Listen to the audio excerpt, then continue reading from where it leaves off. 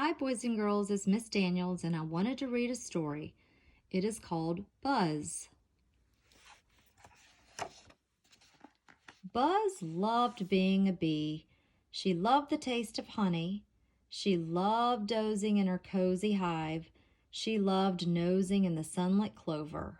But most of all, she loved flying.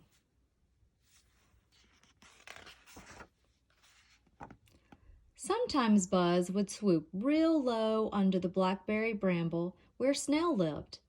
Sometimes Buzz stopped to visit Snail.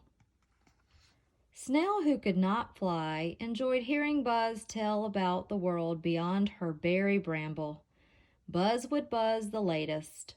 Grasshopper got sick eating too much skunk cabbage. Mouse is off visiting her city cousin. Sometimes just before dusk, Buzz would swoop real high to visit Old Owl in his willow tree. Old Owl always had wise things to say. Honey isn't everything. Let sleeping owls alone. One day when Buzz was out flying, a storm came up, and the wind blew a sheet of newspaper out from under a bench. The headline caught Buzz's eye. Buzz flew in for a closer look. She was shocked as she read the story.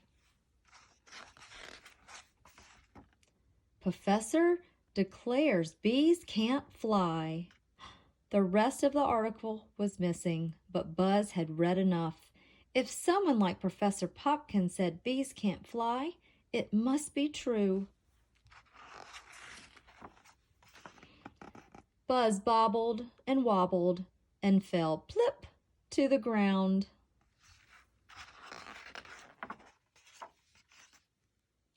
Befuddled, she huddled under the brambles. Snail tried to cheer Buzz. "It's not so bad not being able to fly," she said. Buzz sniffled. "It is for me." Snail offered Buzz a berry blossom. Buzz was not hungry. Berry juice? Buzz was not thirsty.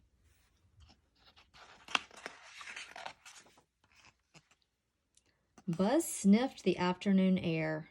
"I smell smoke." She peered into the woods and saw a flicker of flame.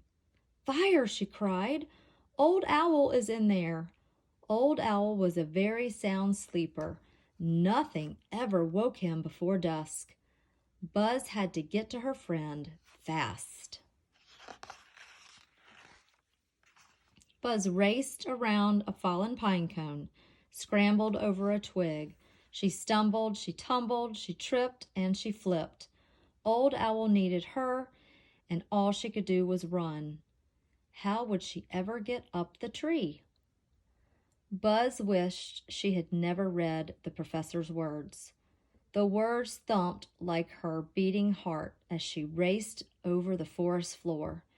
Bees can't fly, bees can't fly, bees can't fly. I must warn Owl, I must warn Owl, I must warn Owl. The more she thought of Old Owl, the less she thought of the professor's words, until suddenly the milkweeds were below her and the firelight was warm on the buzzing blur of her wings. She was flying.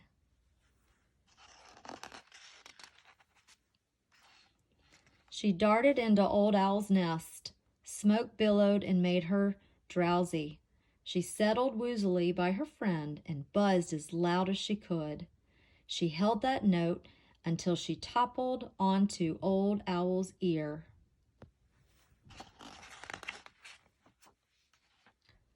Old Owl awoke with a start. "Fire!" he cried and swooped from the nest. He perched in the hollow of a nearby maple tree and waited.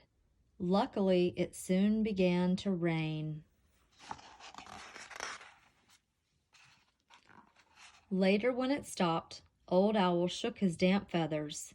Then he sneezed. Out from his ear popped Buzz.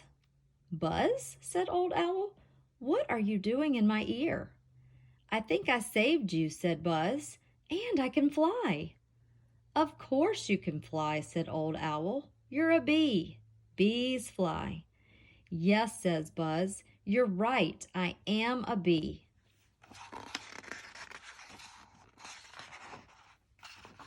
I can fly.